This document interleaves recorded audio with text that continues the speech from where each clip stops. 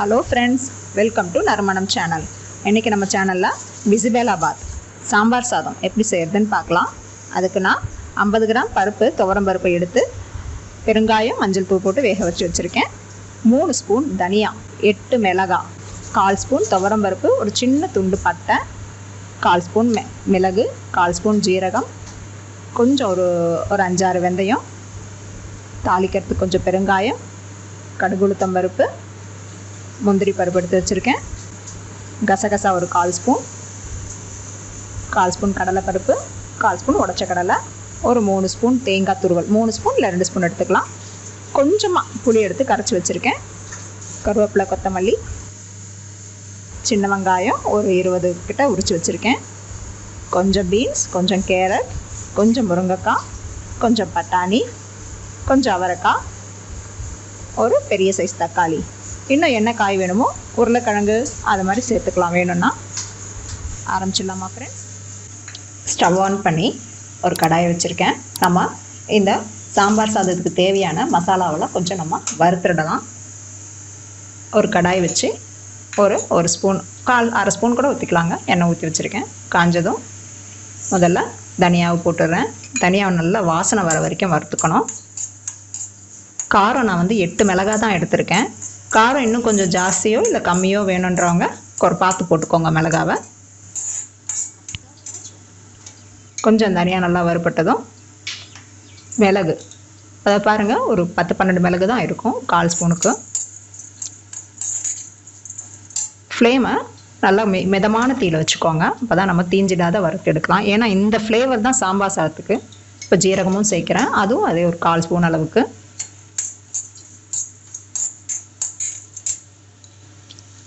கொஞ்சம் வறுபட்டதும் மிளகாவையும் சேர்த்துடுறேன்.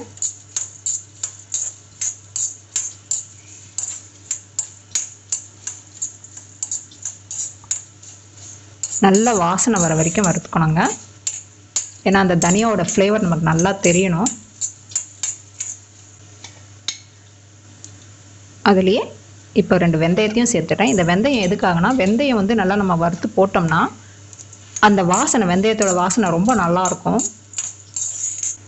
இந்த வறுத்த தனியா மிளகாயிலேயே இப்போது நான் தேங்காய் துருவலையும் ஆட் பண்ணிடுறேன். நிறைய பேர் இந்த பிசி பேலே சாதத்துக்கு தேங்காய் துருவல் இல்லாத கொப்பரையை கூட சேர்ப்பாங்க. நான் இப்போ தேங்காய் துருவல் தான், அந்த ஈரப்பதத்தை எடுத்துடுறேன். போட்டு வறுத்து சாமானை கொஞ்சம் நம்ம ஆற வச்சுட்டு அப்புறம் மிக்சியில் அரைச்சிடலாம்.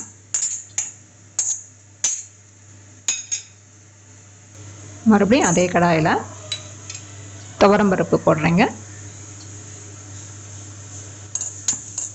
துவரம் பருப்பையும் நல்லா செவக்க வறுத்துக்கணும். நம்ம ஏற்கனவே எண்ணெய் ஊற்றி தான் வறுத்துருக்கோம், அதனால் அந்த எண்ணெய் பிசுபிசுப்புலேயே இதுவும் வறுபட்டுடும். அடுத்து கடலைப்பருப்பு போடுறேன். இப்போது உடச்ச கடலை, பொட்டுக்கடலை, அதையும் சேர்த்துக்கிறேன். ஒரு சின்ன துண்டு பட்டை சேர்க்குறேங்க. இது இந்த பட்டை நீங்கள் விரும்பினா சேர்த்துக்கலாம். அடுத்து எடுத்து வச்சுருக்க கசகசாவையும் சேர்த்துடுறேன். ஆக்சுவல் பிசி பேலே இந்த கசகசாவும் பட்டையும் கண்டிப்பாக சேர்ப்பாங்க. நம்ம தமிழ்நாட்டு ஸ்டைலுக்கு வேணாம்னு நினச்சோன்னா இதை நம்ம மாற்றிக்கலாம். அதாவது பட்டையும் கசகசாவையும் எடுத்துடலாம். பட் இது போட்டு இதை வறுத்து நம்ம அரைச்சி சாப்பிடும்போது செமையாக இருக்குங்க சாம்பார் சாதம். பாருங்கள், நான் எல்லாத்தையும் நைஸாக அரைச்சி எடுத்துட்டேன். இப்போது சாம்பாருக்கு தேவையான அளவு எண்ணெய், பாத்திரம் சூடாகி எண்ணெயும் ஊற்றியாச்சு. எண்ணெய் காஞ்சதும் கடுகு உளுத்தம் பருப்பு போடுறேன். கடுகு பொரிய ஆரம்பிச்சதும் 2 மிளகாய் சேர்த்துக்கிறேன். கருவேப்பிலை, எடுத்து வச்சுருக்க முந்திரி பருப்பை நம்ம சாம்பார் வச்சுட்டு சாதத்தில் கலக்கும்போது நெய்யில் வறுத்து சேர்த்துக்கலாங்க, இப்போ போட வேண்டாம். வெங்காயத்தை ஆட் பண்ணிடுறேன். சாம்பார்னால் சின்ன வெங்காயம் தாங்க, அது சாம்பார் சாதத்துக்கு சின்ன வெங்காயம் தான் டேஸ்ட் கொடுக்கறதே. நல்லா வதக்கிடணும்.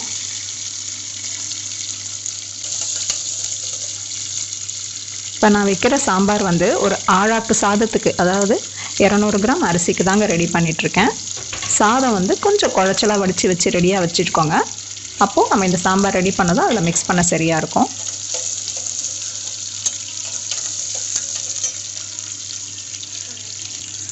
வெங்காயம் வதங்கிருச்சு. இப்போ முருங்கைக்காய் போடுறேன்.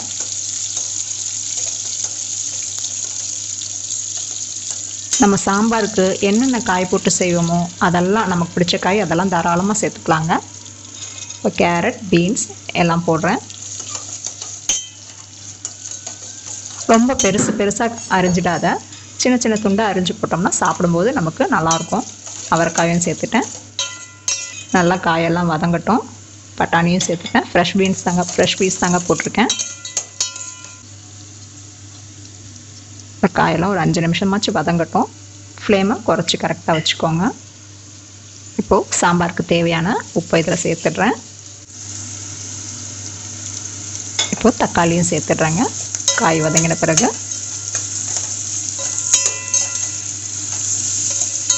நம்ம நிறைய பருப்பு வகை அரைச்சி சேர்க்கறதுனால அதனால தான் நான் துவரம் பருப்பு 50 கிராம் தான் வேக வச்சுருக்கேன். ஏன்னா அது நல்ல திக்னஸ் கொடுக்கும் நம்ம இத்தனை பருப்பு சேர்த்து அரைச்சி சேர்க்கறதுனால. இப்போ இந்த காய் வேகிற அளவு தண்ணி ஊற்றிருக்கேங்க. கொஞ்சம் பெருங்காயத்தூள் இப்போ சேர்க்குறேன். நான் ஏற்கனவே மஞ்சத்தூள் போட்டு தான் பருப்பு வேக வச்சுருக்கேன். போட மறந்தவங்க இப்போ கூட ஆட் பண்ணிக்கலாம். நம்ம காய் வேகிற வரைக்கும் வெயிட் பண்ணலாங்க.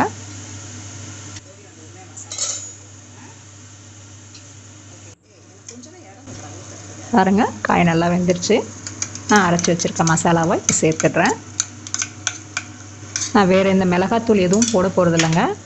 மிளகு நான் எடுத்து வச்சுருந்த ஒரு 8 மிளகாய், தனியா காரம் தான் இதுக்கு. உங்களுக்கு காரம் இன்னமும் வேணும்னா தனி மிளகாத்தூள் வச்சுருந்தீங்கன்னா இப்போ சேர்த்துக்கோங்க.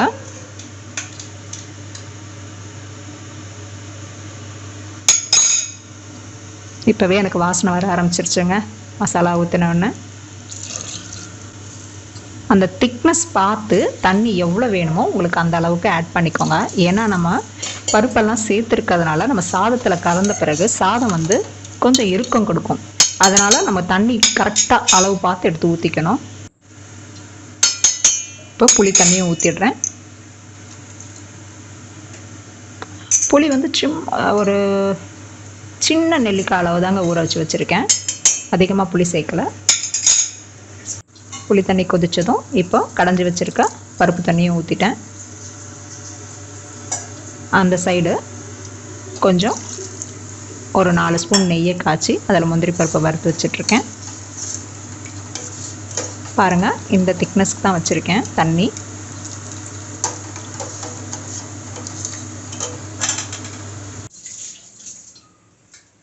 ஒரு 5லேருந்து 7 நிமிஷம் கொதிக்க விட்ட பிறகு இறக்கி வச்சுட்டு பாருங்கள், சாதம் நான் சுடசாதத்தை கொஞ்சம் நல்லா மசிச்சு விட்டுட்டு கொஞ்சம் கொஞ்சமாக சேர்த்து ஆட் பண்ணிக்கலாம். மொத்தமாகவும் அப்படியே ஊற்றிட வேண்டாம். பொறுமையாக கலந்து நம்ம கட்டி தட்டாத கலந்து எடுக்கலாம்.